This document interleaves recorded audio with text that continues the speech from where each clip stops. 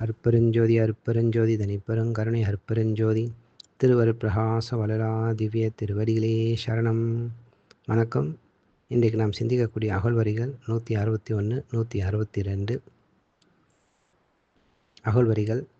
எண்ணிய எண்ணியாங்கு ஏற்றுக என்றென்னை அன்னியுள் ஓங்கும் அருட்பெருஞ்சோதி. இந்த அகழ்வரிக்கான விளக்கம். முடிவே இல்லாத நலத்தை தான் பெற்றதை முன் வரியில் பெருமானார் அறிவித்தார்.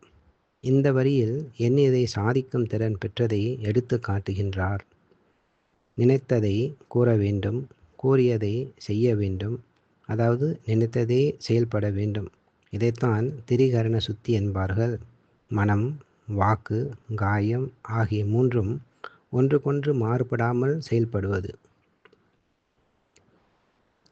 நான் நினைத்ததை நினைத்தவாறு செயல்படுத்துக என ஆசிர்வதித்து என்னை அடைந்து என்னுள்ளே ஓங்கி விளங்கும் அருட்பெருஞ்சோதி. இறைவன் வருவதற்கும் நினைத்ததை அவ்வாறே செயல்படுத்துவதற்கும் உள்ள ஆதாரம். முன்பாட்டு காலையிலே வருகுவார் என் கணவர், மோசமில்லை மோசமென மொழிகின்றார் மொழிக. பின்பாட்டு காலையிலே நினைத்தவெல்லாம் முடியும், பின்பாட்டு காலையிலே நினைத்தவெல்லாம் முடியும். பிசகில்லை இம்மொழி சிறிதும் பிசகில்லை. இவ்வுலகில் துன்பாட்டு சிற்றினத்தார் சிறுமொழி கேட்டுளன் துலங்கேல் நம் மாளிகையை சூழ அலங்கரிப்பாய். தன் பாட்டு திருப்பொதுவில் நடத்திரைவரானே சத்தியம் சத்தியம் மாதே சத்தியம் சத்தியமே.